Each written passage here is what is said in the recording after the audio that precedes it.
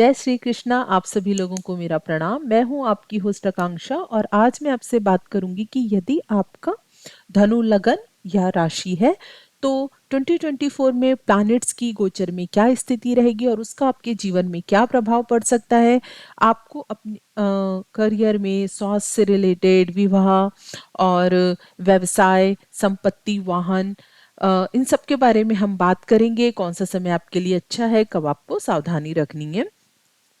तो सबसे पहले हम आपके स्वास्थ्य की बात करते हैं, हेल्थ से रिलेटेड। देखिए, राहु जो है वो आप लोगों के 4th हाउस में रहेगा और मीन राशि में रहेगा।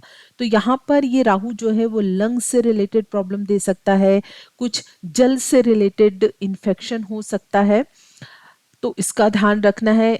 स्पेशली 1 मई के बाद जब आपका लग्नेश जो है वो 6th हाउस में चला जाएगा, तब पेट से रिलेटेड कुछ रोग हो सकते हैं।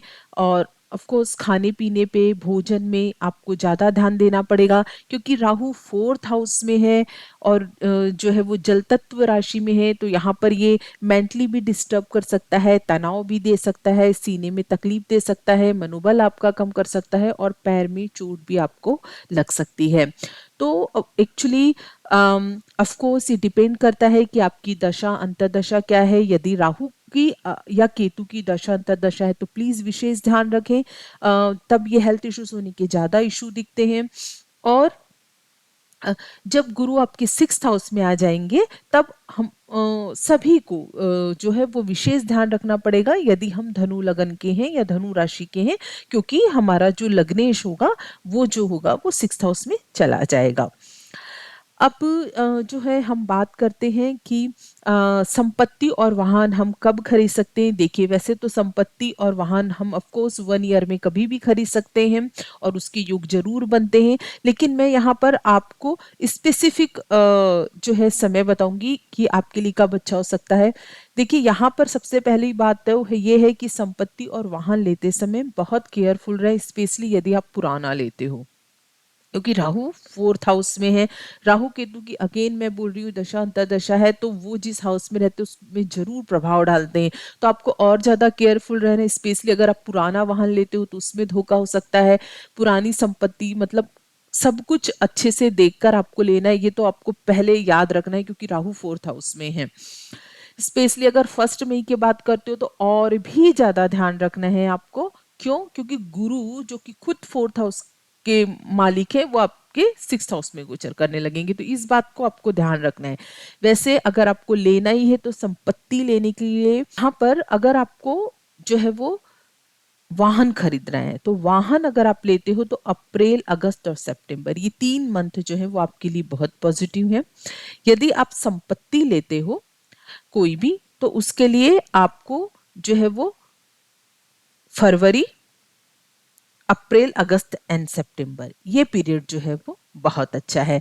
करते हैं आपके करियर की। तो देखिए, राहु और केतु के एक्सेस में है 4th और 10th हाउस। जब भी केतु 10th हाउस में जो है वो गोचर करते हैं या हमारी कुंडली के में 10th हाउस में केतु होते हैं और जब उनकी दशांतर दशा आती है तो वो हमको हम जो काम कर रहे हैं वहां से डिटेच कर देते हैं, मतलब हमको वहां पे सेटिस्फेक्शन नहीं मिलता है और हम जो है वो जॉब नौकरी छोड़ देते हैं।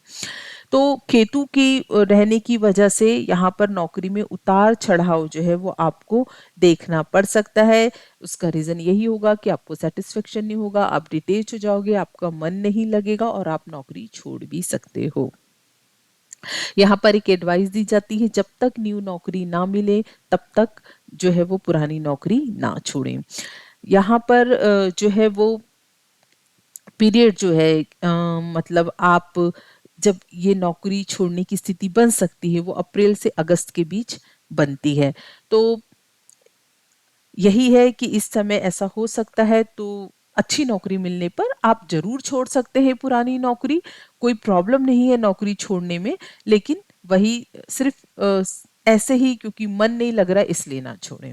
दूसरी बात है कि एक अच्छा पद भी आपको प्राप्त हो सकता है क्या, तो उसके लिए सितंबर का जो टाइम है वो बहुत अच्छा है। व्यवसाय की अब हम बात करते हैं। हम जो है ना वो व्यवसाय की बात करते हैं। यदि आप कोई बिजनेस करते हो तो देखिए, यदि आप किसी बिजनेस में हो और आपको कोई अपॉर्चुनिटी ग्रैब करनी है, कोई बड़ा डिसीजन लेना है, कुछ इन्वेस्टमेंट करना है, किसी इंपॉर्टेंट पर्सन से मिलना है, तो सबसे पहला काम है कि आपको आपकी दशा अंतर्दशा देखनी है। उसके बाद यदि आप गोचर से बात करें कि आपने दशा अंतर्दशा देख ली, अब गोचर की बात करें तो वो 1 मई तक ज्यादा फेवरेबल है। क्यों ज्यादा फेवरेबल है? सैटर्न की स्थिति तो आपके लिए अच्छी है, गुरु की स्थिति भी जो है वो आपके लिए ब्लेसिंग की तरह काम करेगी 1 मई तक। मतलब कहीं ना कहीं आपके भाग्य को जो है वो सपोर्ट करेगी और कहीं ना कहीं ब्लेसिंग साथ रहेगी ताकि आप कोई गलती ना कर पाओ। तो 1 मई तक का जो पीरियड है वो ये सब चीजों के लिए बहुत अच्छा है। 1 मई के बाद क्या होगा? गुरु आपके 6th हाउस में आ जाएंगे। तो यहाँ पर भी गुरु जो है वो इतने खराब आपको व्यवसाय से रिलेटेड रिजल्ट नहीं देंगे, लेकिन अगर हम बहुत मजबूत स्थिति की बात करें तो वो 1 मई के पहले होगी।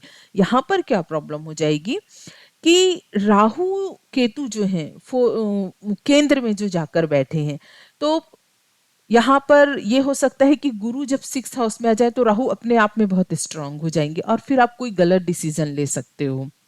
अगेन डिपेंड करता है कि आपकी दशा अंतर्दशा उस समय क्या चल रही है, लेकिन आपको माइंड में ये बातें रखनी है कि कहीं ना कहीं गुरु से आपको प्रोटेक्शन मिलेगा 1 मई तक। उसके बाद की में हम फिर उस प्रोटेक्शन की इतनी गारंटी नहीं ले सकते हैं।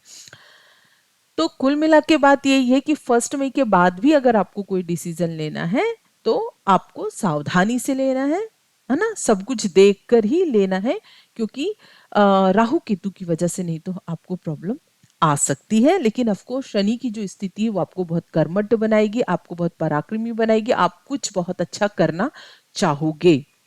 जब भी आप जिस भी मंथ में अगर आप अपने बिजनेस से रिलेटेड कोई डिसीजन लेते हो तो मैं आपको ये सजेस्ट करूंगी कि आप उस समय बुध की स्थिति को जरूर देखें कि वो ट्रांजिट में कहाँ पर है। क्यों? क्योंकि बुध आपके 10th हाउस के और 7th हाउस दोनों के मालिक होते हैं।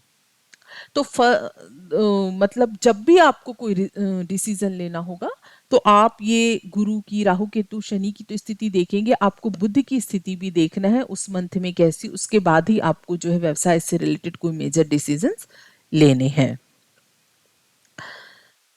अब हम बात करते हैं विवाह की। तो देखिए, स्टार्ट जब ये समय होगा, मतलब जब ये ईयर स्टार्ट होगा 2024, तो सूर्य और मंगल जो होंगे वो आपके लगन में होंगे, फिर 2nd हाउस में जाएंगे।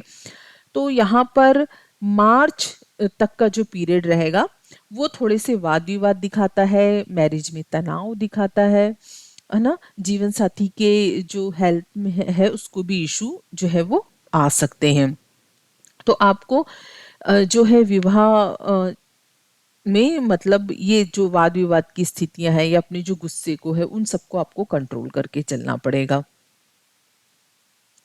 फर्स्ट, अगर जिनका विवाह नहीं हुआ है तो उनके जो ज्यादा से ज्यादा चांसेस है विवाह के वो 1 मई के पहले तक है। तब तक आप कोशिश कीजिए। 1 मई के बाद जो विवाह के जो योग हैं वो थोड़े कमजोर हो जाते हैं। यहाँ पर हम अगर संतान की बात करें, हम यहाँ पे अगर शिक्षा की बात करें या प्रेम संबंध की बात करें, इन सब के लिए जो ज्यादा अच्छा पीरियड है, फेवरेबल पीरियड है, वो 1 मई तक है। गुरु खुद बैठे हैं 5th हाउस में, तो यदि आप संतान की प्लानिंग कर रहे हो, आपको संतान आने वाली है, तो 1 मई तक बहुत ही अनुकूल समय है। आपकी संतान की ग्रोथ के लिए भी बहुत अच्छा समय है। संतान से रिलेटेड कोई मेजर डिसीजन लेना है उसके लिए भी बहुत अच्छा समय है। आप कुछ स्टडी करना चाहते हो, कुछ किसी चीज के लिए एनरोल करना चाहते हो, कुछ न्यू स्टार्ट करना है, तो उसके लिए भी जो है वो 1 मई तक का पीरियड बहुत अच्छा है।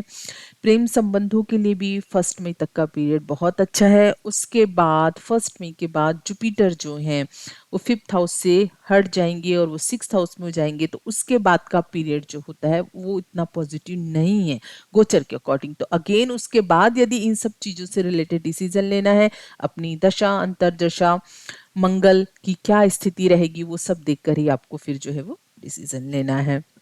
की उपाय की कि आपको क्या उपाय करने हैं। देखिए, डेफिनेटली 100% आपको राहु केतु के उपाय करने ही करने हैं। यदि राहु की महादशा अंतर्दशा है, राहु किसी भी तरीके से एक्टिवेट है, तो फोर्थ हाउस एक्टिवेट है, माता का घर जो है वो एक्टिवेट है। यहाँ पे दुर्गा पूजा 100% करनी है आपको। यदि केतु का पीरियड चालू है तो यहाँ पे गणेश जी की जरूर जरूर पूजा करें आप। और ये तो करना ही है। उसके बाद आपको अपने गुरु को बहुत मजबूत रखना है। तो चाहे कोई भी महादशा चल रही हो, अंतरदशा चल रही हो, कुछ भी हो, गुरु के मंत्रों के 100% आपको जाप करने ही चाहिए। आपको रोज ओम गुरुवे नमः या फिर गुरु गायत्री या फिर ओम ग्राम ग्रीम ग्रोम सह गुरुवे नमः, इसके जरूर 100% एवरी डे जो है वो जाप करने हैं। क्योंकि जब तक गुरु फिफ्थ हाउस में रहेंगे तब भी वो आपके जो है भाग्य को सपोर्ट करते रहेंगे। और जब वो सिक्स्थ हाउस में आ जाएंगे तब भी आपको आपके गुरु को मजबूत रखना है। और आप अगर गुरु को मजबूत रखोगे तो आपके जो हेल्थ प्रॉब्लम है वो भी नहीं आएगी। तो आपको अपने गुरु को मजबूत रखना है। और दूसरा, राहु केतु से अगर कुछ ट्रबल आ सकता है तो उनसे रिलेटेड जो है उपाय मैंने आपको बताए हैं वो आपको जरूर करने हैं। मेरे साथ जुड़े रहने के लिए, ये वीडियो देखने के लिए आपको प्रेम पूर्वक धन्यवाद। जय श्री राम।